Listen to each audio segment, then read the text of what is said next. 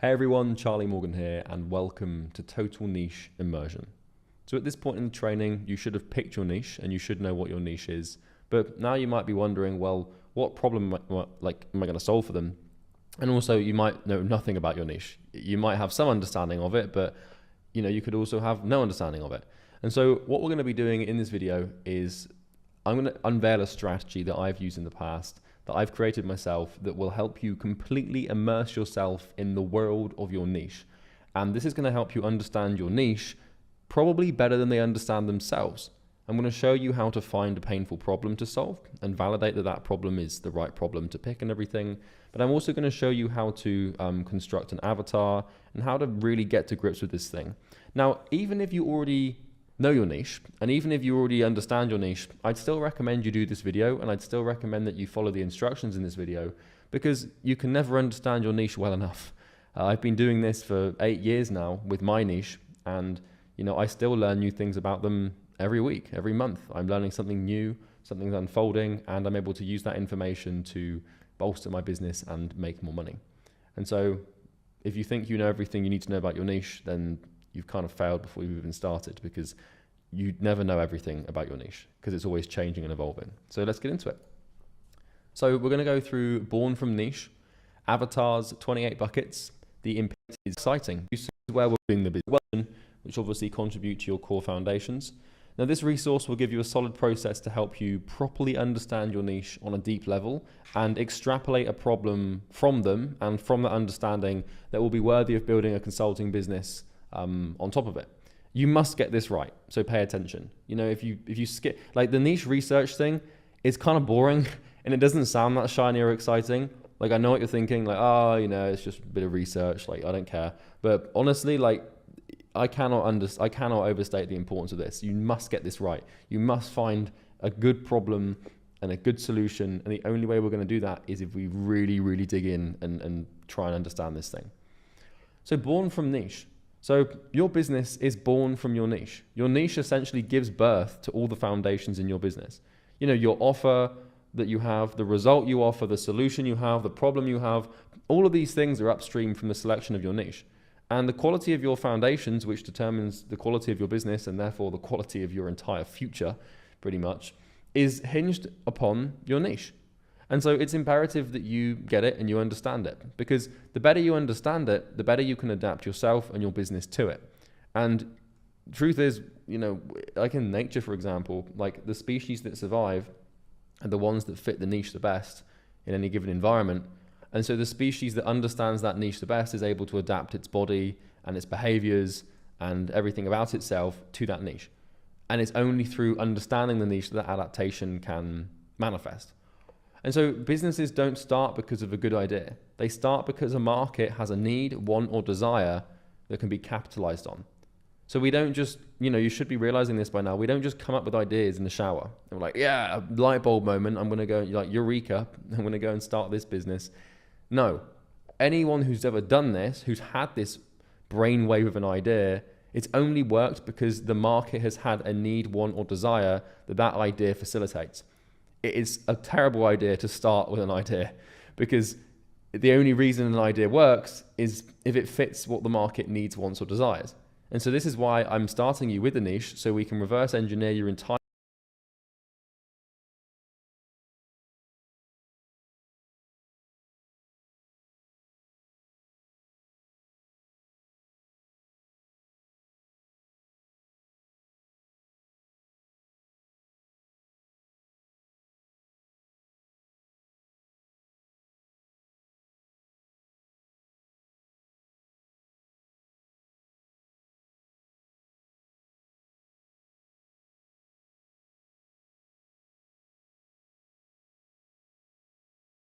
business and success based off the one thing that really matters, which is the niche. So because of this, it's really dangerous to assume you know what your niche wants or needs. So maybe you understand your niche a little bit. Maybe you've done some calls with people in your niche before, or maybe you've been a member of your niche before. But even if that's the case, it's still really dangerous to assume you know everything. It's dangerous to assume you know what their biggest problem is. So maybe you're like, I want to work with this niche, these business owners, right? or this person or this type of person. I know what their problem is. It's definitely going to be this. Like, no, you do not come into this. Like, if any scientist conducting research that has, like, in science, this is basically called, what is this called? This is called like a bias, right? So if a scientist starts a study and they start research with a goal in mind, which is basically to prove that they are right, then the study becomes tainted and it becomes completely inaccurate. And so what I don't want to see you guys doing is coming into this research thinking you already know the niche or thinking you already know the problem that you're going to solve, and then just seeking to confirm what you already believe to be true. Because in business, we can either be objectively accurate and make a lot of money, or we can be subjectively right. And so would you rather be rich or would you rather be right? You know, maybe it is the case that the problem that you think you're going to solve is the problem that you are going to solve after some research. But the worst thing you can do is taint all of your research with this bias you have around what you think is going to happen. So remove any biases, remove any ideas of what you think you already know. Just trust me, the only way to understand something truly is to properly, objectively research it. And it's also dangerous to blindly copy other business foundations. So maybe you see competitors in your niche, and maybe you see businesses in your niche solving a specific problem, and you think that's the problem that you're going to solve. Well, all of those businesses are just copycats of the other businesses that look like them. It's kind of like an echo chamber. Maybe that will be your business model. Maybe that makes sense. But you need to validate your problem. You need to validate your niche. So no biases. You must learn to perform your own critical analysis on your niche. So critical basically means just like finding the truth. And so it's difficult to find the truth if you're already looking for a lie. So don't look for a lie. Don't look for anything. Just look for what's there. Now, your understanding of your niche is the most important thing to your business success. And I know that this sounds trivial and probably you're thinking this isn't true. Like, how can my understanding of the people I help be the main thing? Well, anyone that's been in business for any amount of time will tell you that's true, but since you're a beginner, it might not make sense. And this is because everything in your business revolves around your niche. So think about this. The better you understand your niche, like the better your funnels, the better your ads, the better your sales scripts, the better content, the better products, the better copy. You might be thinking, well, why? Surely it's just about strategy. Like, surely what makes a good funnel is just a good funnel. Well, let me ask you this question. How do you know what funnel to make? How do you know what to say in your ads? How do you know what questions to put in your sales scripts? How do you know what copy to write for your emails or for your DMs? How do you know what content to produce? How do you know what products to make, etc., etc.? You know, everything is built around the niche. So if someone came to me with a funnel and said, hey, Charlie, is this a good funnel or not? I'd say, I don't know, because I'm not a member of your niche. Or if someone came and said, hey, Charlie, I want to make this video for my YouTube channel, like I'm in the barber niche and I want to make this video. Is it a good video? I'm like, I don't know, I'm not a barber. Like, anything you produce in your business comes from the niche. And what that means is the quality of your production of all of the assets in your business, marketing assets, onboarding assets, product assets, anything you build ever comes out of your niche and your market. And so you have to understand it. You know, like, for example, all of my YouTube videos start with an idea of what would my niche want to see. And this program, this product, right? Like, how do I know what to put in this program? There's like, you know, if I compiled all of my knowledge about the world and business and everything together, like, I could make this thing like, I mean, literally Easy Grow, for example, like 400 videos long, because it solves a more complex issue of scale and client acquisition. But like, how do I know what you need? Like, how do I know what to put in this program? Like, surely I could just like dump my entire brain into a PDF and that would help. Well, no. You know, like, how do I know to make a video on niche research? Well, it's because I understand that you need to do it. I understand that you need to do it, if that makes sense. Like, you've picked your niche. And so the next step for you is to understand your niche. And because I understand that about you, I can include that in the program. And so this program is built with my understanding of what you need, not what I want to put in. So, like, for example, I'm not going to be covering like how to run, like right now, for example, in my company, I spend $200,000 a month on ads, like $2 to $3 million a year on ads. And that number is probably going to increase to 300, 400 in the near future. And so I'm spending, you know, 2-3 million on ads. I could make a video in this program on like how to run ads at that level. But you don't even make that a year yet. You don't even make that in your lifetime just yet. So there's no point in me putting in really advanced knowledge for beginners. And so I need to understand you and what you need. And this is the danger with products, is putting in what you want to put in, not what they need. Like everything comes from the niche. And EasyGrow as well. EasyGrow is built to include client acquisition information that the market lacks. And so when I was building EasyGrow and I was making acquisition genesis and the mindset training there and the outbound systems and the inbound systems and the paid systems, like they are the best systems in the world for client acquisition. Like we've got 2,000 verified case studies for this damn thing. And like people, it really works, like really well. And the only reason that EasyGrow gets these insane results, and the only reason our Trustpilot is what it is, and our client interviews are what they are, is because, and the reason everyone buys the mastermind afterwards, is because it's built to spec. It's built to the person who wants to buy it. Okay? So if you come into this program and you get a couple of clients, I have built EasyGrow to perfectly facilitate the jump from a couple of clients or a couple of $1,000s to like 100K a month, right? And that requires a very specific understanding of you and what you need. And so if you want to produce effective funnels, products, ads, scripts, copy, content, then you have to base it around your niche. So all of these shiny objects, all of these things that you think are really important, they only work if you understand your niche. Everything hinges on how well you know your niche.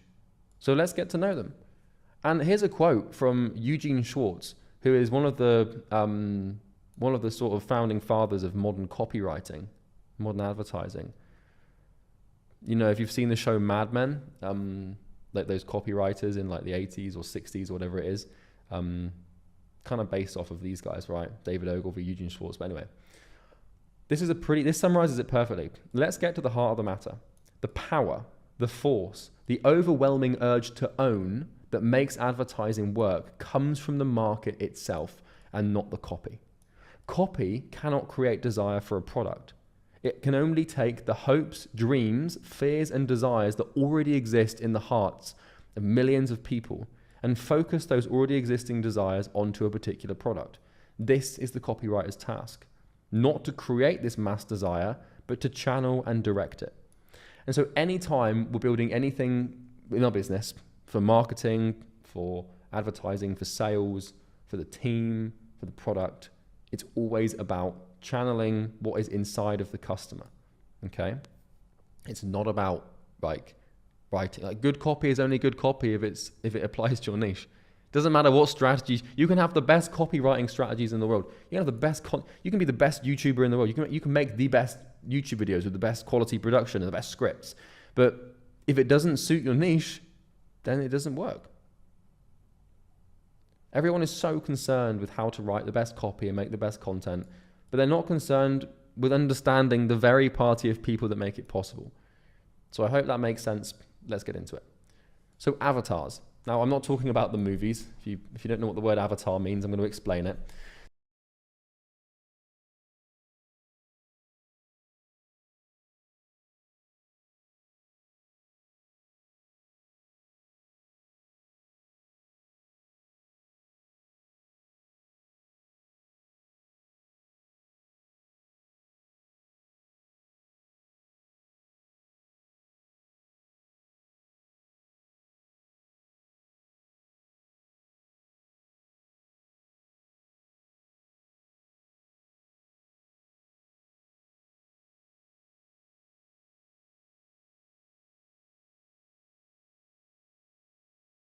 So an avatar is, in essence, a written profile of the average person in your niche.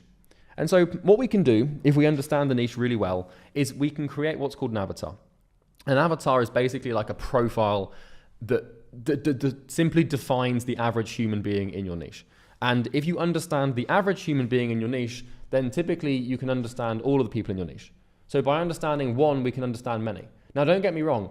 You're not just going out and talking to one person in your niche and then assuming that that person represents your entire niche. Quite the opposite. We need to talk to a lot of people. But once you've spoken to a lot of people, and once you've understood a lot of people in your niche, and you've really done some research, and you've been where they are, and you've consumed the content they consume, and you've spoken to them and asked them questions, and done some sales calls and got some results with them, then you can really start to make generalizations about an entire an entire group, right? And so, like, for example, avatars have a lot of different facets, and a facet is basically like pieces, right? So for example, if I was making an avatar of the average British person, then it would be, I could put in there, likes tea, likes to drink cups of tea, or likes to eat full English breakfasts, or enjoys Sunday league football, Like if I was making an avatar about a middle-aged man in the United Kingdom who's got 3 kids, then I would say he's probably got a mortgage, and he probably supports a football team, and he probably likes eating dry roasted peanuts and drinking Guinness. Like it's when you it's basically a stereotype. Really, that's what we're trying to do, is create these stereotypes. And it might be the case that in the UK, that not every middle-aged man likes dry roasted peanuts and drinking Guinness, but if 80% of them do, then we can build a business off of that, right? So this is because, by understanding one, we can understand many. And this is because people in niches are similar. So if you take 30,000 people who are in the same niche and put them in the same room, you're going to find a lot of similarities and patterns. So I'm not talking necessarily about the physical appearance, although sometimes that actually might be true. What I am talking about is their qualities and characteristics. And so your avatar is going to be developed and built by talking to people in your niche and researching them. So we're not just going to create an avatar out of thin air and be like, oh yeah, I think it's like this, or I'd assume that these people are like this, or you're going to watch one YouTube video or an interview and then just create it. No, you're going to create a Google Doc and start researching, and then you're going to note down everything you observe, and that's how we're going to create this avatar. Now you want to imagine that you are a naturalist. So a naturalist is someone that observes nature, basically, like Charles Darwin, for example. So imagine you're observing something like a species of butterfly. Well, if you went to an island and you started seeing these butterflies flying around, then you'd write everything down about the butterfly. So what color are they? What size? What's their mating ritual? What's the length of their antennae? I think butterflies have antennae, but whatever. How fast do they fly? What's their habitat? How long are their legs? What are their behavioral patterns? How long do they sleep? What's their diet? What do they do to defend themselves from predators? What territorial displays they have? You would note down everything about these butterflies. And then what you could do is you could publish in a journal, hey, like this is what these butterflies are like. Like this is the nature of this butterfly. This is just how it is. And by making these observations, you can then, generalize, okay, well, if we have this species of butterfly, then it's probably going to have all these things.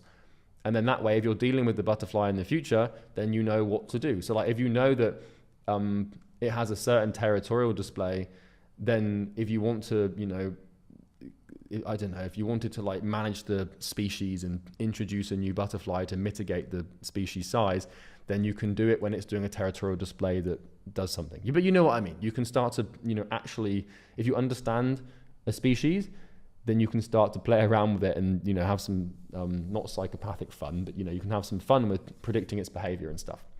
Now, don't worry, you're not obviously going to be observing your niche's mating rituals, but you get the point, right? You get the point. So how do you build an avatar? Well, you go out and you talk to your niche. And in order to build an avatar and really understand this thing, you need to totally absorb yourself in their life and completely obsess over them. And there's 28 buckets. So I've spent the last 8 years building my avatar for my company. And I've really got 2 avatars, right? So the first avatar, and you're probably only going to have one, but the reason I've got 2 is because I've got 2 products now, right? The first avatar I have is obviously the Imperium Academy avatar, which is you, which is a beginner who has no idea how business works and wants to start a business and basically, go from 0 to something, right? And then the second avatar I have is a business owner in the agency, coaching or consulting space who's already got clients, but who wants to really scale up and get more. And so I've got kind of the same thing, but 2 avatars. And so over the last few years, I've really worked on my avatars, and I've come up with a pretty smart, way of creating these avatars, I think, even if I do so myself. And so what I've done is I've defined 28 buckets of life. And so in the same way that if you were observing a butterfly or a species or any animal, you'd probably create like a list of things that you want to understand about that animal. And so you'd want to know what color. You'd want to know how how long does it sleep for? And like, you know, what other species does it interact with? And does it make, what noises does it make, etc. If you wanted to understand the nature of something, you'd make a list of things you want to understand about it. And so what I've done is I've defined what I call 28 buckets of life. And these are essentially categories of observation that make the avatar creation process a lot easier. And so what I did a while ago is on my whiteboard, I was like, if I really want to understand someone, what's everything that I need to understand about them that, if understood, paints a really damn clear picture of them? And there might be a couple of things that are missing here, but this covers most of it. And so if you really want to understand someone, you know, if you ask yourself, like, what does it mean to get someone? Like, as in, like, understand them. If you've got a really close friend and you're like, I understand this person really well. It's like, well, why? What is understanding? Well, understanding is basically just knowing these things about them. And so what trauma do they have? What obstacles and problems do they face? How old are they? What doubts do they have in life? What are their goals and dreams? What are their fears? What insecurities do they have? What vices and addictions? What do they think about? What belief systems do they have? How do they identify in the world? What emotional patterns do they show? What do they resent? Who do they look up to? What do they feel guilty and shameful about? What media do they consume? What platforms are they on? What routines and habits do they develop? What's their family and relationships like, you know, with their friends? What purchases do they make? How do they take care of their health? What's their health like? What traits do they have? What values do they have? What education do they have? What social life do they have? What hobbies? What work experience? What finances? If you understand these about someone, then, like, you know them, right? Because this is really what I was thinking. I was like, how the hell do I know if I know someone? It's like, well, if I can just list all of these things about them, I'm probably pretty damn close. And so if you understood all of this about a person in a ton of detail, you'd know pretty much everything there is to know about them. So think about your best friend. Think about your brother, your father. Like, think about someone really close to you that you know, like the person that you just know best. Not yourself, right? But think about somebody else. Somebody that you just, you know, right now in your mind, who do you know really, really, really well? Well, you could answer every single one of these categories in excruciating detail. So if you've got a best friend or a sister or a brother or someone you grew up with, or, you know, a family member, you'll know what trauma they have. You'll know what belief systems they have. You'll know what they think about and talk about. You'll know what their social life is like. You'll know how they take care of their health. You'll know what habits they have. You'll know what their financial situation is, right? Now, think about this, right? If you were marketing to this person, you would know exactly what to put in front of them to get them to take action and buy. If you were selling to them, it would be easy. Like, think about that person that you know really well. Like, this is my point. Now, if you know someone that well, now you know what product they would want. Like, what problems do they have? Like, what solutions do they need? You know, what would get them to click? What's going to get them to buy? What's going to make them happy? What's going to make them sad? What's going to make them angry? What's going to make them desire? What's going to make them dream? What's going to make them want to hit a goal? You know, like, if you know everything about someone, then you know exactly what to put in front of them. Like, you know, thought experiment right now. Take this person in your mind, this person you know really, really well. Like, you know them like the back of your hand. You know them so well. Like, imagine now you have to send them an email to get them to do something, to buy something. You could probably craft that email pretty easily. Like, you'd use very, very specific things about their life. Like, you know, for example, let's say that you knew that their work experience, that they did an apprenticeship, and, you know, halfway through their apprenticeship, they had to quit due to poor health, right? And let's then say that we created an offer for this person because you know their health, right? And their work experience, and you also know, well, you know these two things. And they had to quit their apprenticeship because of poor health. Well, you could craft an email to email them and say, I have a product that helps apprentices with this specific facet, with migraines. Let's say they had to quit because of migraines. I help apprentices that get migraines remove their migraines so they can advance their career. Does that sound interesting to you?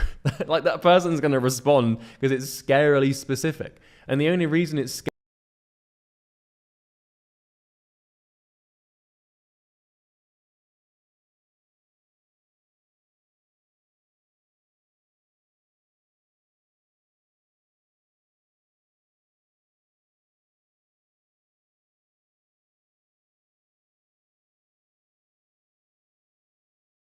scarily specific is because you understand them, okay? And so what we want to try and do is understand the niche and the group of people in the niche on this granular molecular level.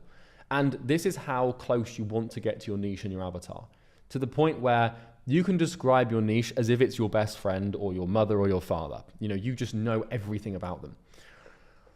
So what I'm going to do now is give you an example. And honestly, this is probably going to scare you a little bit. So just a little warning, a little fair warning that, I'm going to scare you a little bit here. So here's an example. So I'm going to give you the Imperium Academy avatar. So I've spent the last 8 years working on my avatar and this program. My avatar extends over nearly 30 pages. So my understanding of you, because this is the avatar, it's you, I've got like 30 pages of information on you. I've got a whole dossier, right? Now, you're not going to have 30 pages of information on your avatar yet. It's taken me, you might only have 1 or 2 pages. It's taken me 8 years to build this thing and to get to the point where I know the market better than it knows itself. So this is, if you're wondering, Charlie, why does Charlie make so much money? Why does business seem so easy for him? Why? How is he able to make such good product? How are his YouTube videos able to get so many views? I mean, hopefully I haven't ironically failed now that you're watching this, right? But if you've ever seen, my stuff and my content or my products or my processes or Easy Grow, how the hell do you build these things that just seem to work? Why is it so effortless? It's because I've spent 8 years understanding the people that I'm helping. And so because of that, I know, if you sit me down to record an advert on for YouTube ads or something, I don't even need a script anymore. I know exactly what to say. I know exactly what buttons to press because of this. And so I've done all of this in my market. So in the last 8 years, I've made 300 YouTube videos. I've done 500 hours of coaching calls. I've answered or seen more than 10,000 support tickets, for Easy Grow and for clients. I've had more than 100,000 YouTube comments of people giving me feedback. I've spent honestly, it's more than $2 million at this point. But, I spend more than $2 million a year on ads. I've had 12.3 million YouTube views. I've done more than 100,000 cold outreaches to my niche, probably more. I've conducted more than 3,000 sales calls. I've had more than 2,500 clients. And now with the Academy, as of you coming into this, there might be 100,000 people in here. And there might be even more posts. So my understanding is getting deeper and deeper. Not only this, but I was my market. I was who you are. Now, this isn't necessary, but obviously it's a bonus, right? So another reason I understand my niche so well is because I was the niche. Now, you might not have that luxury, and you don't need that luxury, so I wouldn't worry about it, but it does help. Now, my avatar is my secret weapon, and there is, I'm sorry to say this, but there is absolutely no way that I'm going to share my avatar with this program. Because, well, if I do, what's going to happen is all of my competitors suddenly get, 8 years of work and wisdom in 10 minutes, and I'm not doing that. But B, this is just going to bias you, right? But I'm going to give you some examples. So I've censored most of my avatar, and I'm not even going to give you a Google Doc. I'm going to show you on the screen here because this is how much I treasure this thing, right? So here's a glimpse into my efforts to understand my niche. And as a member of my niche, you can decide for yourself how good of a job I've done. Try not to freak out, right? So here it is. And you'll notice I've even removed the URL so that nobody can even try and get close to this thing. So what I've got here, this is sort of what an avatar document is going to look like. And so you're going to want to create one of these yourself, and you can model it around my example here. And so what you can see here is I've got 28 pages, and you're going to see most of this has been blacked out because I don't want you to, it's obviously been censored, right? I got 28 pages of this thing. And what you start with on the first page of your avatar is a brief sort of overview of the person. And this should describe the person. And so my avatar for Imperium Academy is desperately determined but doubtful Daniel. So if I had to describe you in 3 words, you know,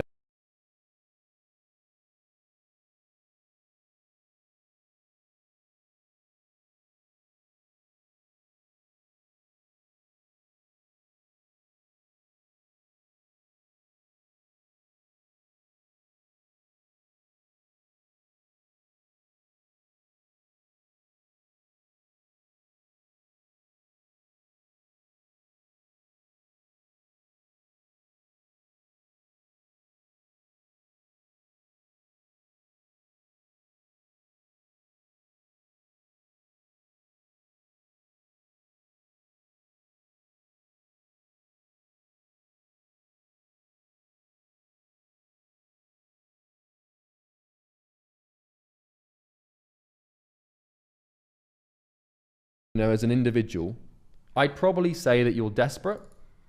I'd say you're determined, and I'd say you're very doubtful. And I think you'd probably agree. And this is where things get a bit fucking frightening, as you can probably tell. So let me guess this about you. Growing up, you were never anything special. At school and during your early mid-teenage years, you just blended into the crowd.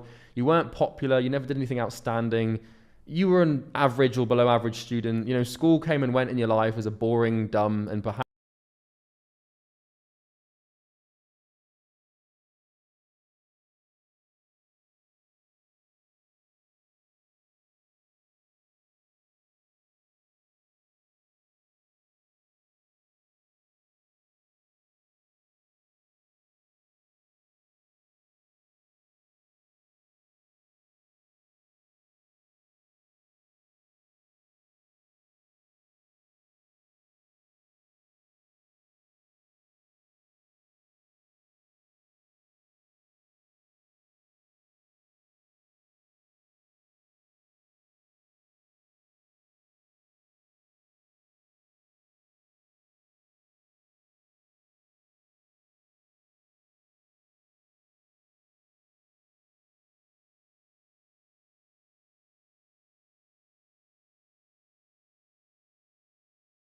traumatizing blur.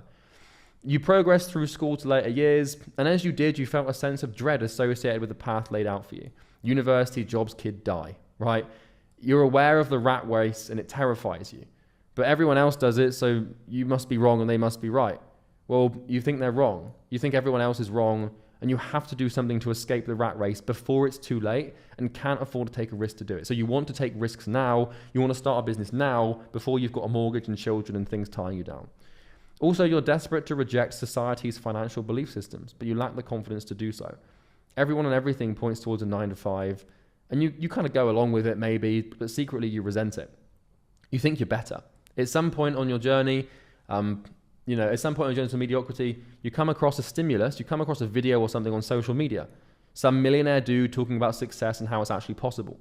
So you're living this normal, boring life, and then suddenly this millionaire comes along on social media, and he's like, and you see this completely different life, and it kind of hooks you in. Now, at first, when you saw this person, you dismissed them as a scammer who was full of shit, but then you saw another, and then they say the right things, and they know what to say to make you angry, happy, and sad, and confident. When you watch these people, it's like you're being thrown around from emotion to emotion. And, at this point, you're basically an emotional puppet to these male influencers. You're putty in their hands, and you project your desires onto them. So these influencers that you see, they know what to show you. They know what makes you tick, and you want to be like them. So after a few months of this financial courtship, you give in and you actually buy from this person, this influencer. Could be me. I mean, God, maybe you come into this program, right? This is the most important decision in your life because there's now a shred of belief. Like you've made a step. You've taken a step towards actually building a business, and you've taken some action. You've made a decision, and you've invested, albeit maybe a small amount of money. But now you've got a shred of belief it's possible. A new identity is being formed, and this is where you are right now. You're forming a new identity. You've set an actual goal. You believe it's possible to some degree. What used to be an abstract dream of becoming financially free or never worrying about money again has now solidified into a goal. So you no longer have dreams, you have goals. Make 10K a month, become a millionaire. You're no longer a consumer, but you're not a business person. Your identity is split between two things. You're split between just being this average dude, just this normal blip in the universe, this irrelevant person that just doesn't do anything exceptional, and entrepreneur. So you kind of got two identities now. You're like just this dude, but you also feel like you're an entrepreneur and you have this potential. You're B to want to be. You're not B to C because you're not a consumer anymore. And you're not B to B because you're not a business right now. You're B to want to be. And so you start. Usually not this course, but if you've bought another course in the past, or you've bought like a university thing for like business, like the first thing you buy usually sucks. Now, if you're lucky enough to start the Imperium Academy, then it won't suck. Because if you go and buy another course after the Imperium Academy, you're going to be incredibly disappointed because this thing is like, I know this is obviously my word and it's biased, but it's so much better. But anyway, but the thing is the first course you buy, you compare to the educational system you've been through. And so you think that even if let's say you spend $1,000 on one of these guru courses and it really sucks. Well, you think it's good. You don't know it's bad. You know it's bad now because you've been through the academy, right? And you've seen this content, and you've compared it, and you're like, holy shit, right? But at the time, when you go through this course, what you've done is you've compared it to the traditional education system. So you're like, this is so much better than, like, I've learned more in this one video than I did in like a year of school. That's what you say. Beginning the journey excites you. It brings you extreme levels of confidence, completely irrational levels of confidence you have at the beginning, by the way. And you have a glimmer of something good in your life. You know, much to your parents and your friends' dismay, you drop out of university, you quit your job, and you decide to chase your dream. Now, your friends and your parents are, you know, they're like, what the fuck is going on? They're like, you shouldn't try and start a business. They tell you 9 out of 10 businesses fail. Your friends start saying, oh, you think you're better than us. Like, all of the people around you start thinking you're going a little bit insane, right? But at this time, you have confidence, which is why you do it, and you take this big step. But then the doubt comes, that terrible, crippling onslaught of dread and fear that just comes and hits you at like midnight as you're trying to sleep. Confidence, hope, and joy is replaced with uncertainty, terror, and misery. You sabotage yourself, you break your good habits, you undo all your good work. This infuriates you, and then after a few 3 a.m. motivational videos and shadow boxing in your room at 2 a.m., which I know you've done, you're back in action. And then the cycle of emotion repeats itself over and over again. You go from confidence to doubt, extreme, I'm going to be a millionaire and get everything I want, to this isn't worth it, this is never going to work. But you stick to it. You make some small marks of progress, and you suffer significantly for them. You swear that you're just one thing away from success. This one funnel is going to make me successful. This one piece of copy is going to make me successful. This YouTube video is the thing. You know, you're looking for these, you're a sucker for these shiny objects, and you truly believe that one thing will fix all the problems in your life. But you're ruthlessly determined. You know, you're desperate and you're doubtful, but you are bloody determined. You know, you plug on. You're inspired to never quit. You want it and you will work for it. That is you. And that might scare the living shit out of you, because I've just described, well, hopefully, if I've, you know, some of you won't resonate with this because, you know, this is 95% of the people that are watching this video. But there are going to be 5% that are just like, what the hell, that's not me at all, you weirdo, right? But what you need to realize is that avatars are never, you know, the map is not the territory, so to speak. Like, they're not going to be absolutely perfect every single time. But what matters is it accurately describes, you know, 80 to 90% of your market. And so now if you're wondering, well, how does Charlie make so much money, and why is it that he knows what to say?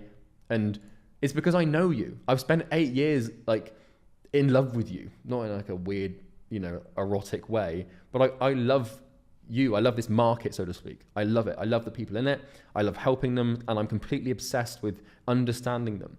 And I'm able to, you know, channel all of that love and that, you know, that passion for this market into really understanding it. And so when you get to a point where you can write something like this, and you should just, this should have just hit you.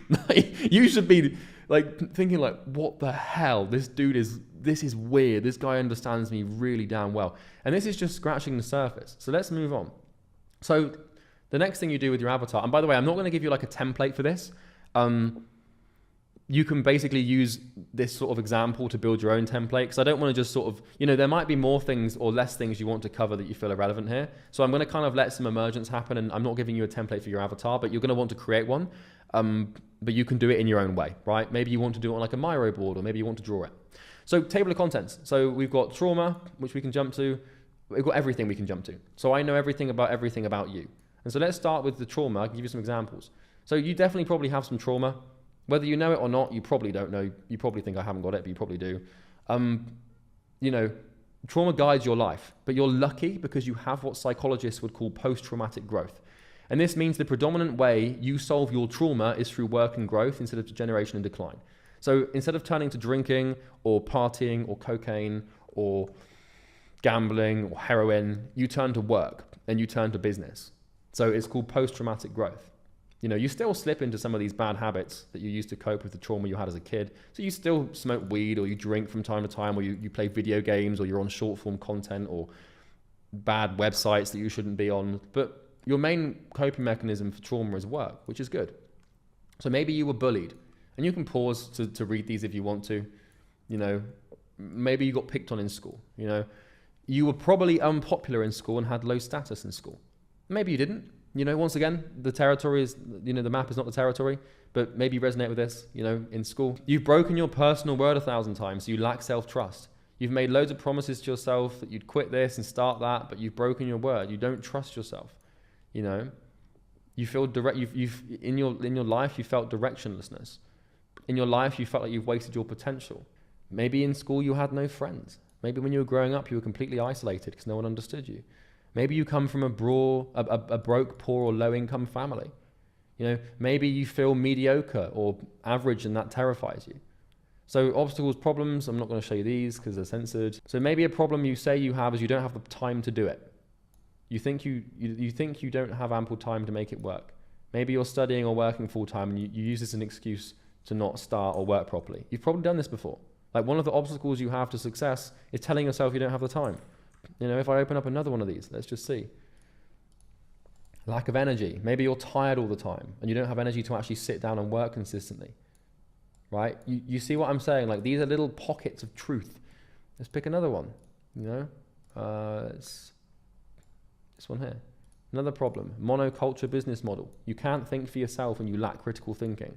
So anytime you try and start a business or do anything, you just copy everyone. You probably do that, right? So I can use this understanding to get you to do things, which sounds Machiavellian. So age, you're probably one of these ages.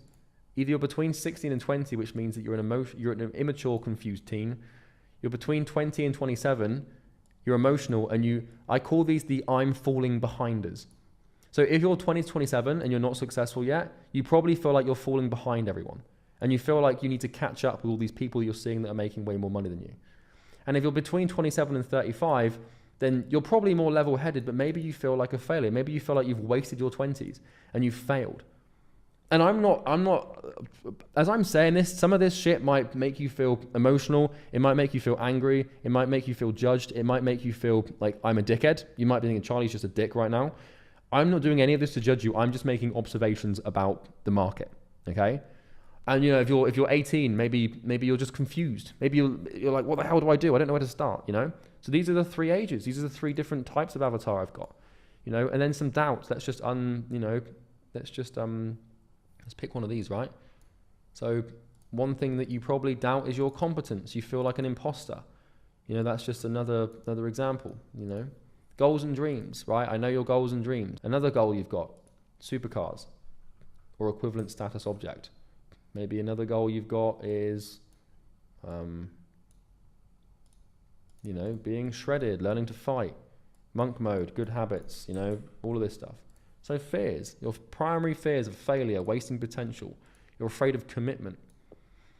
You're afraid of mediocrity. You're afraid of the shame from your family and friends. You're afraid of being judged. You're afraid of losing the opportunity because you feel like it's now or never. You're afraid of someone saying, I told you so. Recession, rejection, not being able to provide, losing, starting too late, being out of control, being left behind, disappointing your parents, being mundane, burned out, getting out competed, you know, all of these things. You're afraid of them. So you kind of get the point. I've got these sort of data points. Like, what do you think about? I know what you think about. There's only 12 things that you think about. Politics, money, women, other men that you're competing with, the game, your business, sports or video games, health, religion if you have one, material objects, education, which is learning new things, vices, and relationships. These are the only things that you think about. Maybe there's one or two more, but you get the point, right?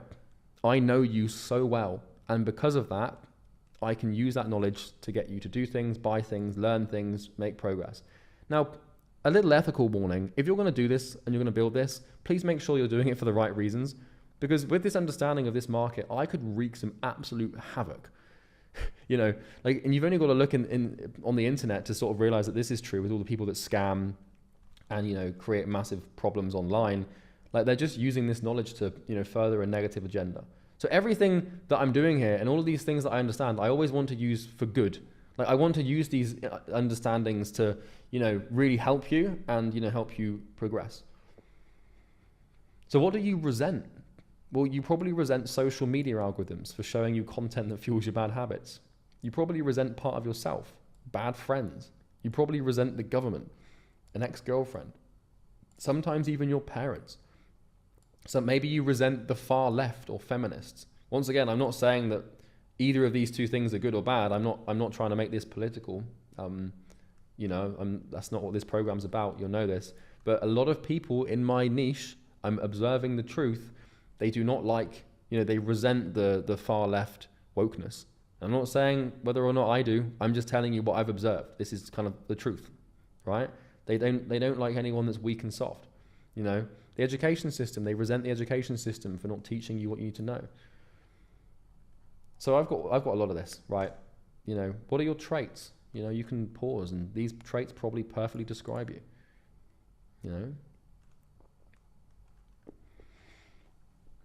Yeah. So that might frighten you a little bit, and you might not sleep as well tonight. Sorry about that. But this is my point. What I wanted to do was just show you a few pockets of this, so that you can basically just understand the importance of this and how imperative that this thing is to your success and your growth and your progress. You just got to know it, okay? Because if you do, then you'll absolutely crush everyone. So avatars are never going to be perfect. That's impossible, because we're taking an average person in the niche. Average is as good as we've got, unfortunately, but it definitely gets the job done. You simply cannot understand every single person in your niche on a case-by-case basis. So by showing you this, what I'm hoping to have achieved is helping you understand just how important this is.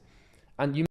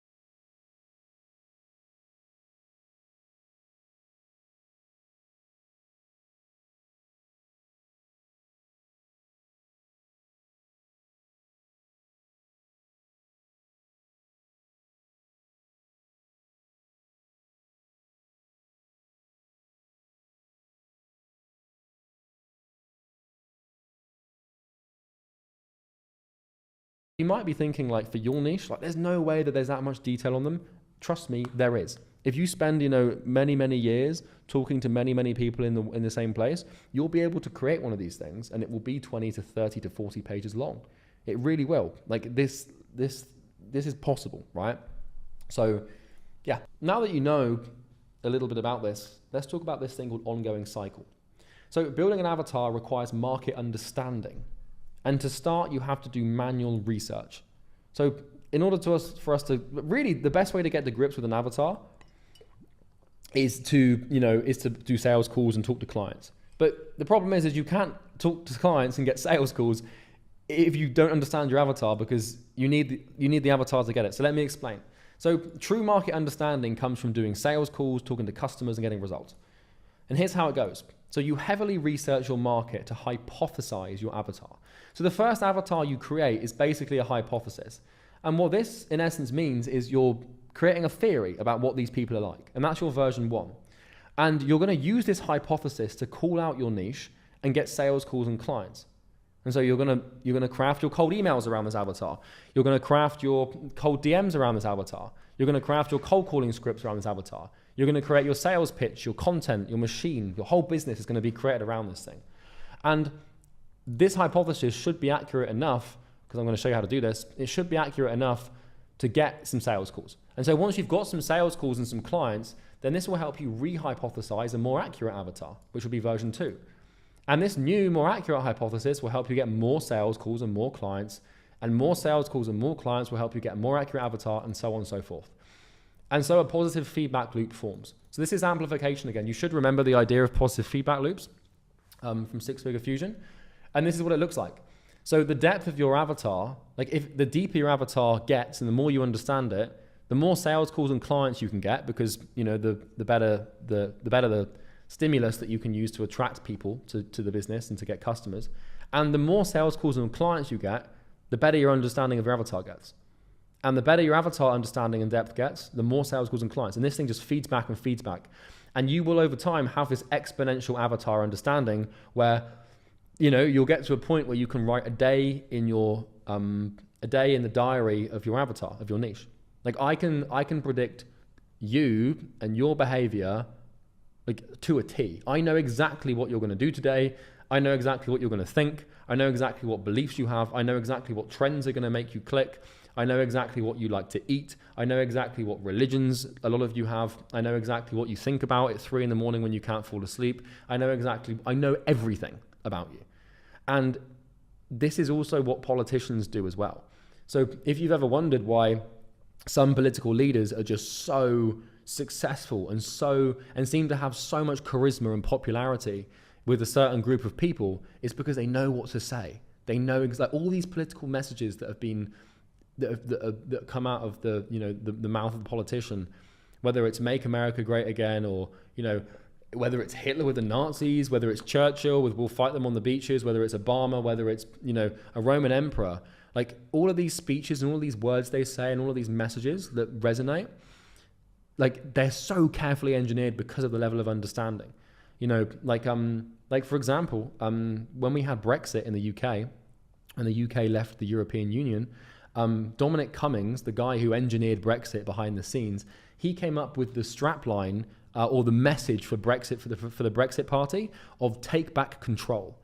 And what these 3 words did is they encapsulated the psychological conditions of 50% of the United Kingdom, because all of these people who had been like typically an older generation as well, what had happened is this older generation, they felt like they weren't in control anymore. They didn't have their country. They wanted to take their country back. And I'm not saying, once again, this is not political. I'm just making an observation. I'm not saying whether or not Brexit's good and whether or not take back control is good. But the Brexit Party, credit to them, they really nailed that message, because take back control just resonated so hard across the entire United Kingdom that they won a campaign off of it. Same thing with Trump, "Make America Great Again." A lot of Americans feel like America, they remember it being great, and it's not great anymore. And so if you say "make it great again," they're like, "Oh my God, this thing's amazing," right? So once again, I'm not giving you my political opinions. I'm just telling you the truth, okay? And so this is how we build avatar understanding in depth. Now, I'm probably on avatar version 104. You know, I've been working on this thing for years, 8 years, you know, like hundreds of thousands of touch points with my market, you know, and now I can actually create something insane. You're never going to build the perfect avatar first time around. Your version 1 is going to be weak, poorly rounded, shallow, and not entirely accurate. You know, you're going to do maybe 10 hours of research and try and build this thing, and it's going to be like a page long, and you're going to be thinking, damn, this is nothing. And that's fine, because mine was that at the beginning as well. When I started, my avatar was like 2 pages, and it was kind of all wrong. But it should be enough to get you going. And as you go through the next few action items and exercises to build your avatar, don't worry if it's as extensive as mine. You know, just try your best and try and keep this thing a work in progress. So every month, revisit it, rebuild it, you know, make the unconscious conscious. Like write down what you know about the market and what you've learned. And imagine an avatar is kind of like a car with tires that have very shallow traction, but for every mile, so imagine a car with tires that have a really bad grip. They've got very shallow traction, which means they haven't got much grip on the road. But for every mile that these tires drive, the traction on the tire increases by 0.01%. So every time you drive the thing, it gets a little bit grippier. With enough repetition and miles, the tires will grip the road like nothing else. And this is how building your avatar works. Like at the beginning, the car has no grip, no traction, but the further it drives, the more traction it gets. At the beginning, your avatar is going to be shallow and very misunderstood, but as you progress, you're going to understand it more. And this is another reason why you need to have high stickability in your business, because the longer you stick to this thing, the deeper your market understanding becomes, the easier it is for you to do everything. So action item. So do this right now, pause the video and do this right now. Make a Google Doc called Avatar, bookmark it, and then continuously work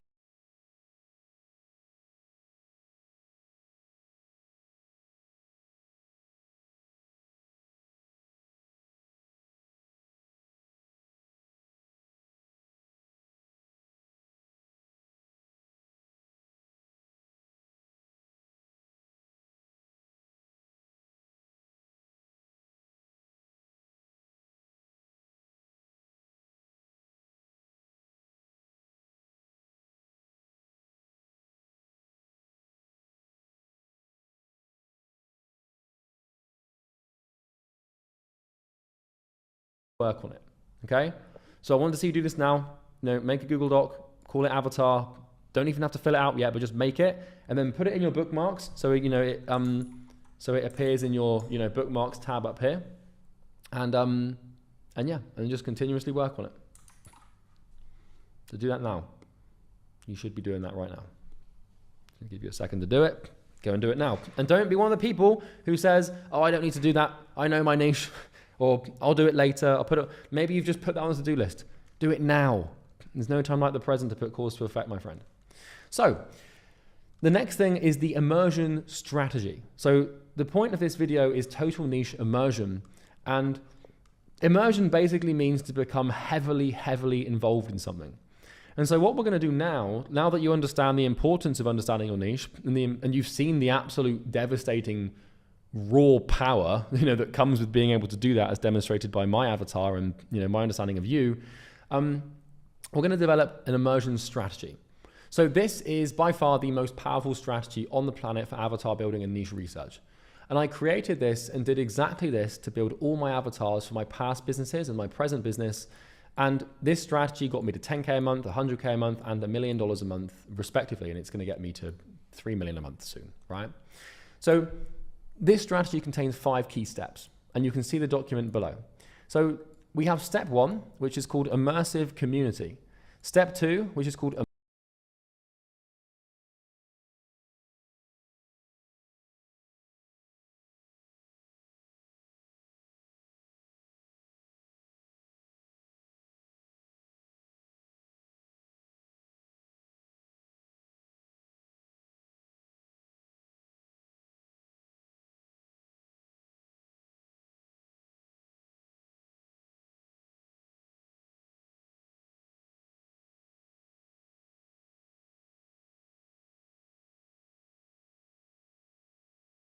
immersive internet.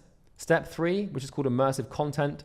Step 4, immersive outreach. And step 5, conducting research calls. So in order to build your avatar, in order to find your problem, in order to find a solution, we've got to do 5 things in order, okay? So you can come here, and this will be available in the resources section below this video, or obviously on this Google Doc as well. So here is a fully fledged immersion strategy. So in the same way that professional actors will immerse themselves in the world of the character of their upcoming role, we too want to do the same thing for our niche. So to do this, we use a process that I've created called total immersion strategy.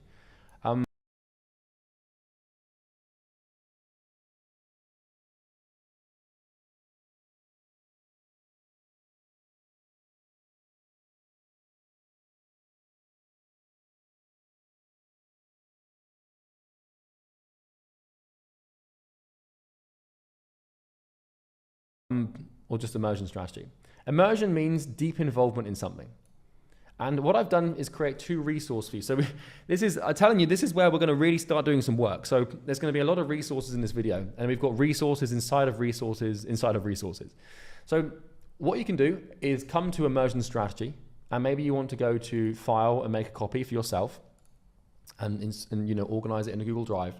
But you want to, this should say 60, not 90. Sorry about that. But what we want to do here, let me just make sure that this doesn't say 90 elsewhere. Okay, that's good. So what you want to do is come to this immersion strategy document, and you want to find the niche dictionary and the niche immersion research notes. And so what we're going to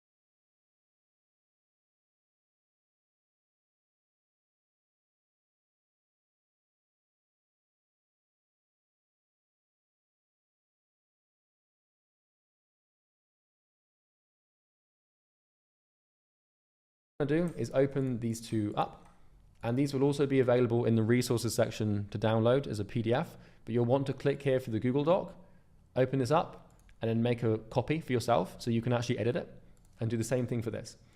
And so the niche dictionary is basically what it sounds like. So your niche is going to have language, and they're going to have jargon.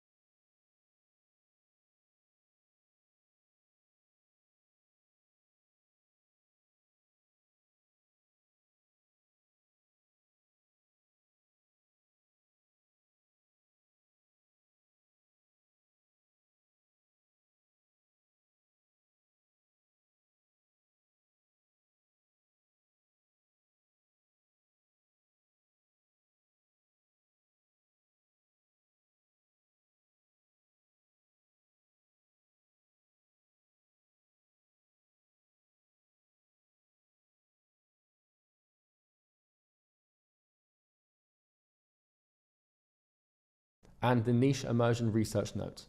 And so what we're going to do is open these 2 up, and these will also be available in the resources section to download as a PDF, but you'll want to click here for the Google Doc, open this up, and then make a copy for yourself so you can actually edit it, and do the same thing for this. And so the niche dictionary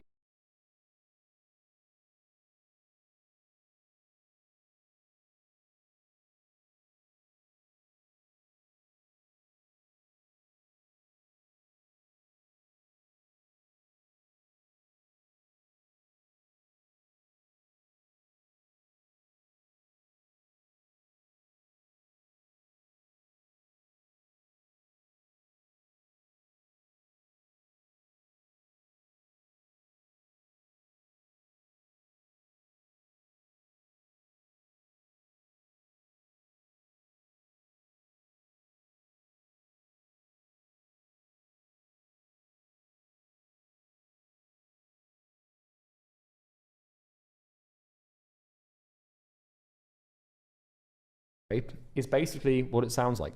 So your niche is going to have language and they're going to have jargon. And what that basically means is they're going to have terms that give meaning in their life specifically to them that only they will understand. And so, for example, in the business world, for high ticket businesses specifically that run ads, we have AOV, which stands for average order value, which is how much cash is collected up front at the point of sale. Let's say you work with dentists, they have the word Invisalign. What the hell does that mean? Or maybe they have a different term for sanitation or something. And so what's going to happen as you do your niche research and as you immerse yourself in your niche, as I'm going to show you how to do, is you're going to start noticing words that you don't know how to define. And you're going to start to learn the language of your niche, and you need to become fluent in that language. And so what you want to do is bookmark your niche dictionary. And what I've done is I've basically created this 10 pages of terms and definitions. So every time you come across a word you don't quite understand, you can define it and refer back to it. And this is how you're going to speak the language of your niche. So when you're booking sales calls and doing sales calls, or when you're making content, or when you're creating products, or when you're building ads, you know the niche, you know how they talk, and you know what to say, and you know what everything means. Okay, so bookmark this and save it. The next thing we have is the niche immersion research notes. And this is another thing where you want to go to File, make a copy. You can click here for that. You want to write everything down. So everything you learn in the next couple of months about your niche, every fact, every nugget, every idea, every point, literally everything, no matter how trivial it may seem. We want to map every piece of knowledge you get in your niche. And you want to highlight the stuff that's really important in bold. And so what we can do is we can create categories. Now, you're not going to be able to do this yet, but as you consume more content and talk to more people, categories will evolve. A category is basically like a bucket of discussion. And so, if you're working in the gym niche, then one category that people might talk about is membership retention. Or if you're in the binge eating niche, if you're in the binge eating niche, for example, then one category that people might talk about is relapse. And so once you've spent many hours researching your niche, you'll be able to categorize the discussions that you learn and the points that you learn and the information that you learn. And you can color categories accordingly. So, you can color them so you know what people are talking about and where to put it. And then you want to list and color your categories here. So you're going to just list them. You're not going to know what the categories are yet. You really won't. You're going to have to, do this later. But eventually you're going to want to list the categories. Like when you start to notice patterns emerging, you're like, oh, this is a category. This has been brought up many times. So then we've got our notes. So I've given you 50 pages of here. If you're content and everything, no matter how trivial it may seem, everything down. So everything you learn in the save it. This is another thing where you want to go to File, make a copy. You can click here for that. You want to write everything down. So everything you learn in the next couple of months about your niche, every fact, every nugget, every idea, every point, literally everything, no matter how trivial it may seem. We want to map every piece of knowledge you get in your niche. And you want to highlight the stuff that's really important in bold. And so what we can do is we can create categories. Now, you're not going to be able to do this yet, but as you consume more content and talk to more people, categories will evolve. A category is basically like a bucket of discussion. And so, if you're working in the gym niche, then one category that people might talk about is membership retention. Or if you're in the binge eating niche, if you're in the binge eating niche, for example, then one category that people might talk about is relapse. And so once you've spent many hours researching your niche, you'll be able to categorize the discussions that you learn and the points that you learn and the information that you learn. And you can color categories accordingly. So, you can color them so you know what people are talking about and where to put it. And then you want to list and color your categories here. So you're going to just list them. You're not going to know what the categories are yet. You really won't. You're going to have to, do this later. But eventually you're going to want to list the categories. Like when you start to notice patterns emerging, you're like, oh, this is a category. This has been brought up many times. So then we've got our notes. So I've given you 50 pages of notes here, to write down, because really you should aim to fill this as much as you possibly can. If you saw my notes on my niche, I've been keeping notes on my niche now for like 5 years. It's like, I think it's like 203 pages long, or I think it's more than that actually, since I last checked. But anyway, you can use this and get started with this. So the way you use this is you basically list the date that you found the piece of information, And then you link the source to the piece of information and the timestamp of the source or the page of the source. So if it's a book, you put what page it is. If it's a video or a podcast, you link the timestamp. But basically, you want to organize it where you know what day or what date you found the information on, you know where you found it, and you know where specifically to go in that source of information to find that information. And then what you do is you write down, using your color-coded categories, what you learned. So for example, if your niche was coaches and consultants, then what you might want to do is, come over to YouTube, right, like this. And so let's say that you're in the coaching consulting niche. And so you come to my YouTube channel to watch me talk to 40 consultants about mindset, which is what this video is, right? And so at this point in this video, I make the point of high ticket consultants struggle with burnout. That's research. That's a piece of information that you can use to build your avatar. And it's also, it reveals a problem. So, off the back of this one piece of information, maybe your niche, maybe your problem becomes burnout, and you become an expert in helping high ticket consultants with burnout, just off of one piece of information. So anything that, even no matter how trivial it seems, we're trying to do pattern recognition. We're really just looking for as much information as we can here. And you're just gonna come to these videos and go to these sources, and you're gonna be fine. And then obviously, this is another example. So this source here is like if you're in the let's say you're in the dental niche. Once again, I'm not advocating for the dental niche. It's just a pretty easy one to think off the top of my head. At this timestamp, this dentist, this millionaire dentist, is talking about how he did everything himself before hiring anyone to do it for him. So he learned how to do it himself first, and you can hear him say that at this timestamp. And so this is how you do research. Is we find the categories and we bucket them together, and then we go out on a specific day and we find our sources and we watch them and learn from them, and then note down what we've learned. And then this way you create this index of notes that are categorized and dated. And if you want to go back to the source, you can. I know this works because this is literally what I did. I haven't learned this from anyone, by the way. I haven't taken this. I had to create this process myself because there's no process. There's no process out there that I found that actually works except from this one for proper niche research. So yeah, you can use that. Right. Step 1, immersive community. So this is your secret weapon. Like the single best strategy that I've found for niche research is this. Everything else, if you just do this and you really nail this, you can throw the rest of it out the window. You shouldn't, but this thing slaps. This is the easiest way to learn your niche, right? We're going to do it all, but this is the first thing to do. So what we want to do is create a free community for members of your niche to join. So we're going to make a community. And the reason we're making this community is because you're going to be able to observe interactions, ask questions, and potentially even host Zoom calls to observe your niche closely. This is of extreme importance, right? So the rest of your niche research strategy will feed into this community. So what we're doing is we're creating a group, and we're going to invite people to this group. We're going to host it in Skool because Skool has the best user interface, and it will give you the most engagement and interaction.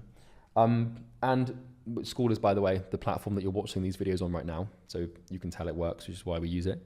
And what you're going to do is you're going to create this community, and throughout your entire research process, you're going to add people to this community, and you're going to invite people, and it's going to grow, and it's going to flourish, and people are going to post in it. You can host Zoom calls with the community. You can message everyone in the community, like directly on Skool, and ask them about things. This is like the flywheel. So what you want to do is head over to this link here and log into Skool. Now, you're probably already logged into Skool if you're watching this video. So if I just come here like this, it will ask me to create an account, but you should have a Skool account, so you can just log in. So click log in, and then just log in with your account, the same account you're using to access these videos. Then you want to name your community. Now, you need to set up a payment. So it is $97 a month. There's a 14-day free trial, so you're going to be good for like 2 weeks anyway, but it's $100 a month. Now, I know this is a cost, and it might hurt a little, but trust me, like this is going to pay you back 100,000 times over in the future. Like remember how important this niche research thing is. I know it's like $100 a month. Like, oh, I want to get started with no money. Like, if you can't be bothered investing $100 a month in your business, you're probably not going to get very far. Like, you know, if you're working like a normal job for like, you know, I don't know, $15 an hour, then just work an extra 6 hours a month. Like, trust me, $100 a month to invest in a community that's really going to help you understand your niche. Like, just do it. I know you might be like, oh, I don't know if I need to do it or not. It's like $97, but like, if you're not willing to risk $97 a month, like, how the hell are you going to start this thing? And you know, it's also a good accountability technique because now you're spending money. Trust me, I'm going to keep this program as lean as possible. And you already know about the cost of this program, right? I'm not here to profit off you, but if I tell you that you need something, you need it, right? So there are going to be a few softwares throughout this program that you're going to have to invest in, but they're never going to cost you much, but you need them. So yeah, basically that's all I'm telling you, right? You kind of need to have them. So keeping it as cheap as possible for you, but still some things do require some cost. So name your community, set your community up, set your payment up, and you can call your community anything you want. So, you know, if you're in the binge eating niche, you'd call it overcoming binge eating, or, you know, binge eaters recover or something. Or if you're in the dental niche, you could call it like, you know, dentists unite, or, you know, wisdom for dentists, and then you make it like a wisdom tooth logo. I don't bloody know. I don't know. But you can call it whatever you want, right? Doesn't really matter. So head over to your community settings and go to general. So inside of Skool, you know, you'll see a little option for settings in Skool. And if you can't find it, just look for 2 minutes because it's a very straightforward platform. Go to your general settings. You want to format the community. You know, don't overthink this. I don't want to see anyone spending 3 days on a Skool group logo because you don't need one. But, you know, go and grab a cover photo.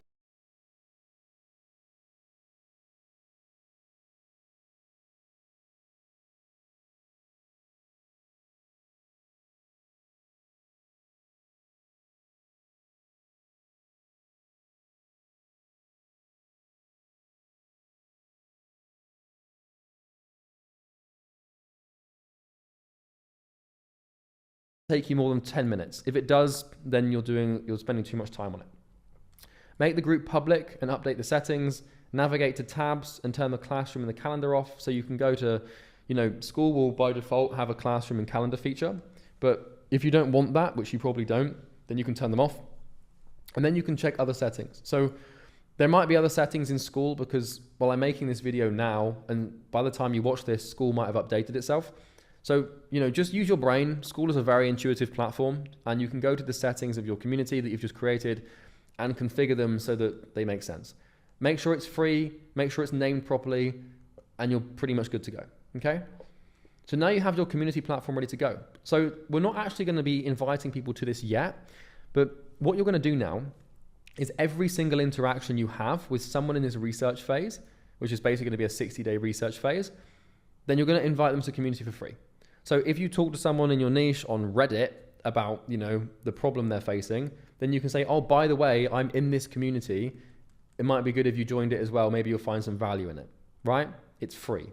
So every time you talk to someone in your niche, every time that you engage with a YouTube comment in your niche, you can just plug your community. And the goal is really going to be over the next 60 days to get like, you know, 30, 40, 50 to 100 people in this thing. And then it's going to be this cool little tight-knit group. And if you can get 30 people in a group and they're all the same, then you can extrapolate your understanding and project your understanding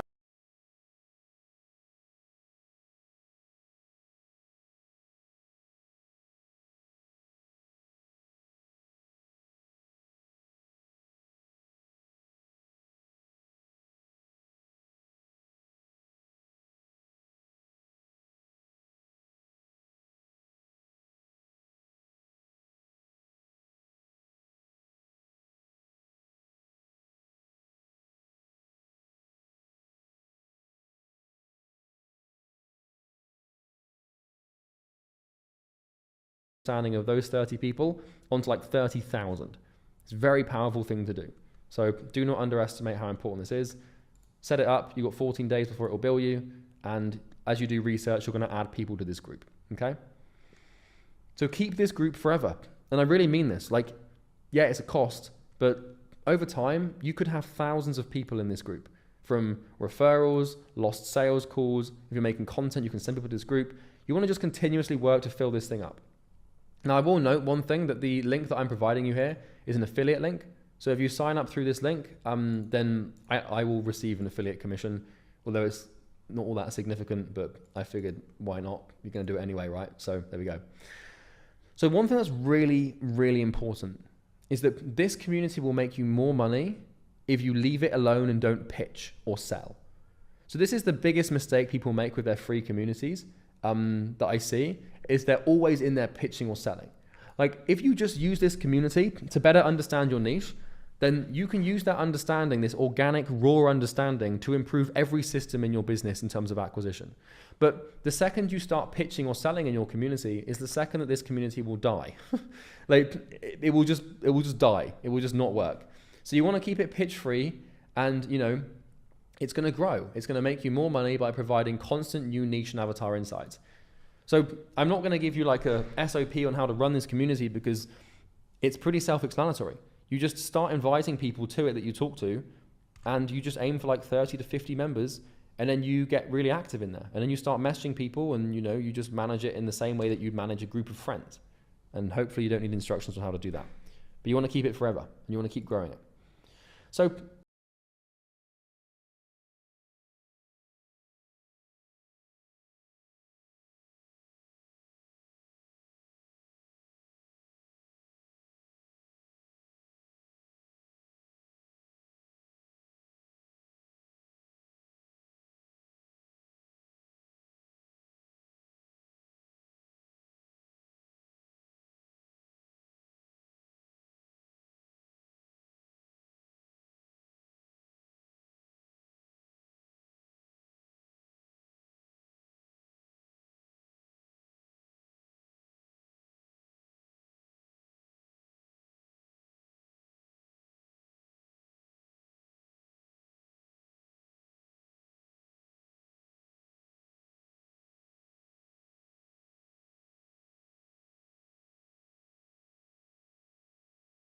step 2 is immersive internet. So once we've done step 1, which is building this community and getting a bunch of people together in the same niche so we can just see them interact and understand them and talk to them directly, the next thing we have is immersive internet. So now you're going to essentially be going undercover. Okay, so you're going to become a spy on the internet. You're going to be acting as a member of your niche. So you want to become a member of your niche as far as algorithms, platforms, and other users of the internet are concerned. So what we're going to do here is go undercover. You're going to create social profiles and an internet presence as if you were a member of the niche. And what we're going to do is we're going to immerse you in the world of the niche, at least in the internet term. So let me explain. So step 2.1 is to create an alias in your niche. So you're either going to pick male or female, and then age. So how old is your avatar? So you should know enough about your niche to know if they're majority men or women, and if they're majority, like how old they are, right? So like, for example, if you're working with bodybuilders, then you're more, like if you're working with female bodybuilders and that's your niche, and they're middle-aged, then you're going to pick a woman and be like 40, right? Or 50. And then you're going to pick a name. This can be anything. I've just given 2 random examples here. So just name them. It shouldn't be your name. And then ethnicity. So you're going to pick like, what's their ethnicity? Are they Asian, Hispanic, Caucasian, white, black, whatever. So then you want to pick 4 things based on your niche and what they look like. So of these 4 things, so pick them, male or female, how old, what age, and what ethnicity. So pick these 4 things based on your niche and what they look like. So once you've done this, and you've sort of do this right now, pen and paper, like who are you creating? Then you want to create a Gmail for this person, right? So just go to, gmail.com and then create a new Google account for this person. And then what you want to do is head over to this website and generate a photo of your alias. So this website is called This Person Does Not Exist. And this is an AI tool. And what it will do is it will generate a human face that doesn't exist. So you're not going to get in trouble for, using any of these because, well, these people aren't real. So if you pick female and, you want a female who's, between 19 and 25 years old, and you want a Indian woman, I'd refresh this. And then what this tool will do is it will give you, a person, and then what you can do is you can zoom out a little bit And then now you've got a profile picture. And if you don't like what it's given you, then you can refresh it and it will give you another one. Or it should.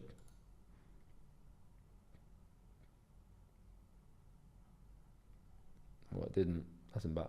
Well, let's just increase the age a little bit. Yep. So there you go, right?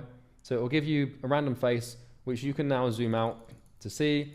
And then what you can do is you can screenshot this face like this, and now you have a profile picture for everything. And if you need the picture to be a bit smaller, you can zoom out a lot, and then you can just, do it like this, okay? And that will give you a profile picture for your alias. So now now you're putting a face to the name, so to speak, which is kind of cool. And let's just get rid of these. Okay. So you want to save this photo to your desktop, your Chrome profile, etc. So the next thing we need to do is actually open a new Chrome profile. So you should be using Google Chrome. If you're using any other browser, then, well, you shouldn't. You should just use Google Chrome because it's the most efficient. And so what you want to do is create a Chrome profile. So open Google Chrome and create a new profile. So if you come up to these three little dots, you'll see where it says signed in here, okay? And what you want to do is click on this, and I'm not going to click on it because it has my information on it, but you want to click on this, and then it will give you the option to create a new Chrome profile. So you can see this here, click where it says signed in, and then create a new Chrome profile, okay? And you want to sign into this new Chrome profile using your alias Gmail that you've just created, okay? So from now on, you must only use this profile for your undercover work. So what we've done in step 2 is created this fake person who's going to be infiltrating the niche. So what we're going to do is we're going to spend all of our time on the internet as this person, at least surrounding our niche. The reason we create a new Chrome profile is so that your current social media profiles, that are assigned to your identity and who you are right now, they're all biased, and you're going to see information relevant to you because you're in your own niche. But if we create a new Chrome profile and a new email and a new alias, and we only use that on this new Chrome profile, now we can start to engineer the social media algorithms and the advertising algorithms to show us what our niche would see, okay? And this will become clear. So the next step is to create social profiles using your new Chrome profile on Gmail. So remember, any research you do, any undercover work, we're going to be doing on our Chrome profile relevant to our alias. So you go into your new Chrome profile, logged into this alias, and you're going to create social media accounts. So you're going to create LinkedIn, Facebook, Twitter, Instagram, TikTok, Reddit, Telegram, Discord, Pinterest, etc. So any platforms that your niche hang around on, you're going to create this on, So if you work with like middle-aged dentists, you're not going to bother with TikTok or Telegram, but probably LinkedIn and Facebook, right? So use your brain and create social profiles using the new Chrome profile. The next thing is to make your profiles look real. So you want to add old profile pictures, like pictures of like some nature or something, cover photos, posts, descriptions, etc. So you want to make your profiles that you just created look real, like a real human. And then once you've done this and made them look real, you open up all these social profiles and you want to imagine that you're in your niche. So put yourself in your niche's shoes. Where is the first place they would go upon creating these profiles? Go there and start engaging, 10 minutes per platform. So, if in Facebook, if you're working in, once again, the dental niche, right? Just as an example, if you're working in the dental niche, then you're going to start putting in your Facebook profile things about being a dentist. You could put like mother to 2 and dentist for 20 years. And then you put that you work dentist at dentist. And then your cover photo could literally be like some bloody wisdom teeth or something, I don't know. But you want to make it really apparent that you are this person, right? And once you've done that, you're going to start going where they would go.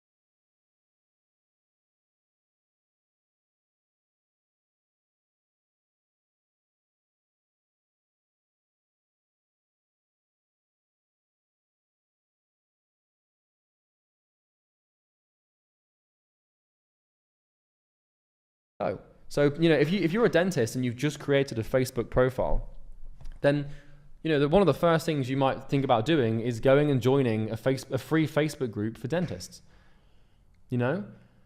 Or maybe you'd go and find like some dentists that you know and add them as friends. Or maybe you write a post about a client you just had and how you help them with a specific problem in their teeth.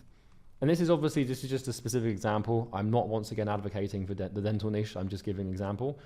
You know, if you were like a binge eater, you know, maybe you wouldn't put in your Facebook bio that you're a binge eater, but maybe you'd put like, you know, you write a post like, I've been recovering from binge eating.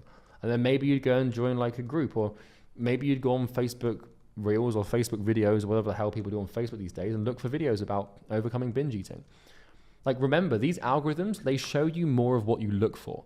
And so if we know what our niche looks for and we go and look for it, then the algorithms will start to show us what the niche would see. And if you do this for long enough, after a couple of weeks, all of these social profiles, like as far as these algorithms and the people in this niche are concerned, you are part of them. And so the algorithms will show you what your niche will see. And now you're a man on the inside. You know exactly what these people are seeing. You know exactly what news articles they read. You know exactly what videos they watch. You know exactly what groups they join. You know exactly what they engage with. And it's kind of like you're living this false life. You know, I did this once on TikTok. I was bored on holiday and I wanted to see how quickly I could convince TikTok that I was a teenage girl with depression. And I know that's a weird thing to want to do when you're bored, but I was thinking about social media algorithms, you know, as you do on holiday if you're abnormal. But I was thinking about these algorithms, and I was having an argument with a friend of mine about how damaging these algorithms were. And she was like, no, they're not damaging at all. I was like, well, all right, I'll show you. So I download TikTok, I create a new Gmail. I download this on my phone. Bear in mind, I've never used TikTok before, so it's not biased. And then what TikTok starts doing is it starts showing me, you know, stuff in the feed. And what I would do on TikTok is anytime TikTok showed me a video that was not relevant to what I thought a teenage girl with depression would see or want to see, I put not interested. So, you know, if it showed me like a video of someone making like a pizza, I would open up the option for the, you know, in TikTok to like do stuff around and engage with the video, engage with it. And I would just tap not interested.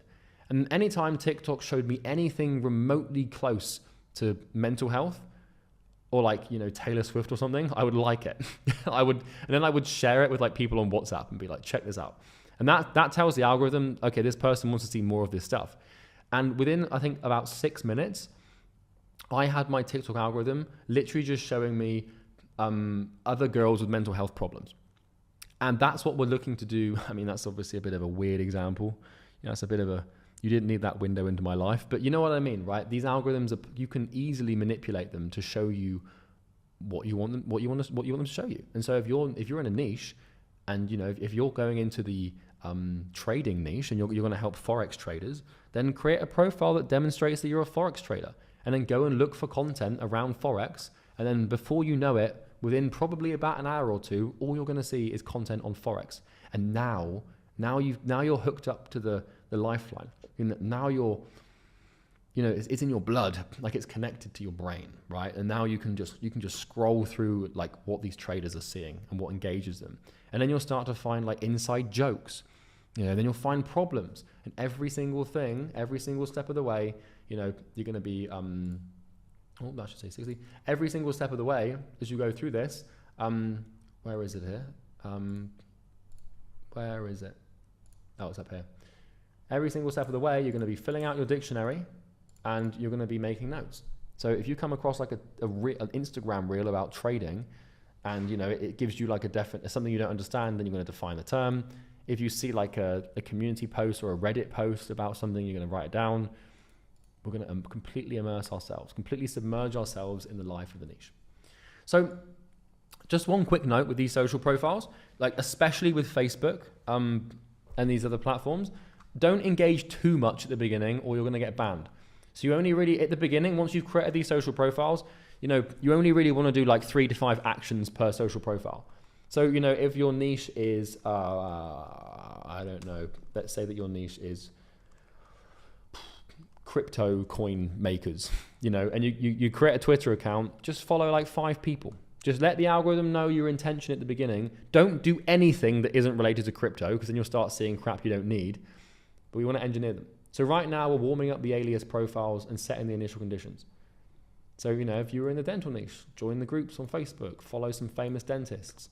You know, if you're on Twitter, follow some dental companies.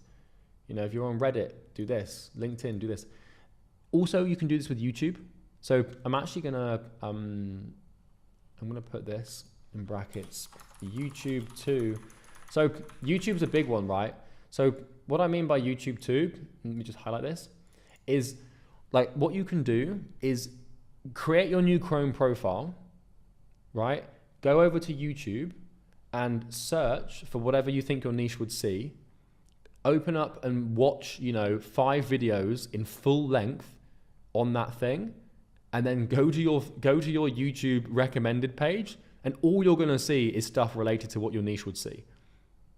This is like, you usually can't access this. Usually your social media algorithms are so biased and engineered towards you and your ideal, you know, state of perfection that you're never going to be able to re-engineer your own personal feeds and algorithms and recommended sections to what your niche will see.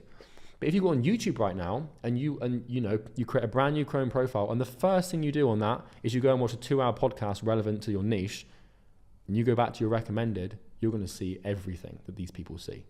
And you're now on the inside. You're a fucking spy, mate. You're going to know everything, right? So, you know, join things, follow, add, comment, like, share. And no, you will not run your Skool community using your alias, only your social profiles. So this is another important thing, is maybe you want to make a Skool profile for your alias, and then this alias becomes the advocate for your group. So, you know, if this alias is hanging out on Reddit, and an important thing is maybe you want to make a Skool profile for your alias, and then this alias becomes the advocate for your group. So, you know, if this alias is hanging out on Reddit, which is a really good place to find things, like, you know, if you're on Reddit, then you can start to engage on Reddit under your alias. And then what you can do is you can say, hey, by the way, I'm in this group specifically for people like us. Why don't you join it? It's free. That's way more powerful than you as the owner of the business and the owner of the group trying to grow it. Because then it looks like a referral, it looks like word of mouth. And so you can really do this, and you can really get away with growing your group through your alias. And then this alias is kind of in this group and no one knows it's you. Right? It sounds Machiavellian, and, you know, if you feel that that's not what you should do, then you don't have to do it, but it will work and it will make you money. So engage further on these platforms, give it, you know, a day or two once you've done this initially, and then repeat the engagement. Now, never engage with anything irrelevant to your niche. So understand this. You have your Chrome profile, and you have your social profiles and your media profiles like YouTube, et cetera, and they are only for your alias. Anytime you log into those socials, or anytime you log into that Chrome profile, you only look at stuff relevant to your niche. You never click on a dog video because it interests you. Remember, you're undercover, and you've got to pick the stuff that these people would be interested in. So once you've done this, and another thing you can do, which is really good, is you can start actively searching for products online that your niche would purchase using your Chrome profile and your social profiles. And this way you're going to get pixeled and will start seeing ads on your alias account your niche would see. So if you're in the if you want to go in the landscaping niche, you know, then maybe you start, you know, doing some research on tools, or let's say you're going into the tree surgeon niche. Maybe you start looking up chainsaws to buy. And what's going to happen is these chainsaw companies, they have what is called a Facebook pixel on their websites, and they have Google UTMs. But anyway, all these websites that are trying to sell things, they track you. And so if you go and see a chainsaw on a certain website, on an e-commerce store, and you go back to Facebook, you're now going to start receiving adverts for chainsaws. And not only that, you're going to start receiving adverts for other things that your niche would need and use that you didn't even know about. And so this is another way to further understand your niche, is, you know, think, what would this person want to buy? What would this person Google? What would this person look for? What would they search for? What websites do they go to? What forums do they go to? You know, but what do they do? If you start doing that, then the niche will unfold to you, and the algorithms will tell you everything. So continue engaging in niche-specific content, following accounts, etc., etc. Now, the easiest way to do this is just imagine that your job is to make this alias and this person look real. So, this person has a LinkedIn profile, a Facebook profile, they're on Twitter, they've got a YouTube channel, they've got a Reddit, presence, they've also got like their own email, maybe they're on like Discord as well. This is by no means a definitive list, because maybe you join a Discord community, maybe you join like a Pinterest thing, I don't know, you can use your brain. But 30 days from now, imagine that a stranger in your niche is going to come along and decide whether or not you're real. And if they decide that your profiles are not real, then you die. Think of it like that. You're trying to just convince not only people in your niche, but the algorithms that this is a real thing. And that's your job. That's your entire job. So the next thing is visit websites and forums. Visit blogs and stores that your niche would visit. Let the algorithms accelerate your immersion. Trust me, this is powerful. If you know that your niche is on TikTok, hop on TikTok, and then start behaving as if you're in your niche, and just watch that thing like mold and adapt to your niche. And then suddenly, like, you are now your niche. You are at one with the niche. You're literally in live time seeing exactly what they would see, reading exactly what they would read, hearing exactly what they would hear. You're going to start getting recommendations for their political belief systems. You're going to start to find out what they're afraid of. You're going to start to find out what makes them tick, what makes them engaged.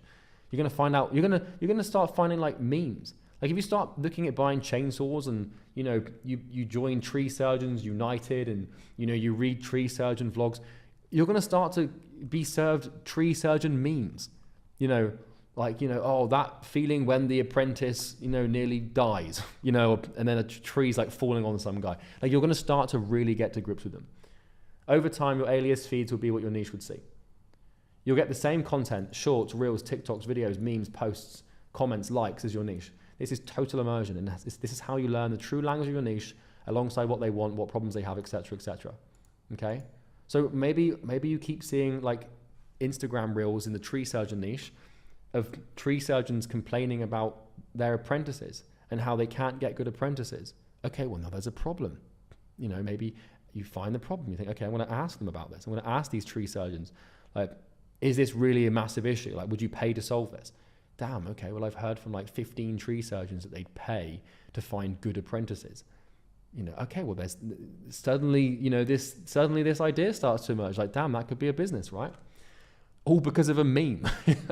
Anyway, so once you've done immersive internet, which is something you should do, at this point, you've now got a free group that will just gradually grow over time as you engage and start sending people to it through the internet. You've also got all your social profiles that are engineered towards your niche. Now we've got immersive content. So step 3 is basically find and read the best books for this niche. There'll be 5 of them probably, to 10 of them. Find and listen to all episodes of the top 3 podcasts in this niche.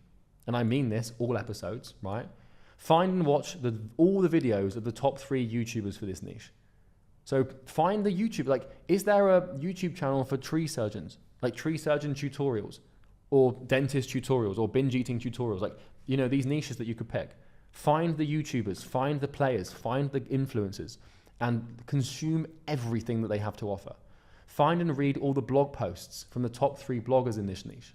Find and watch the top 5 interviews in this niche.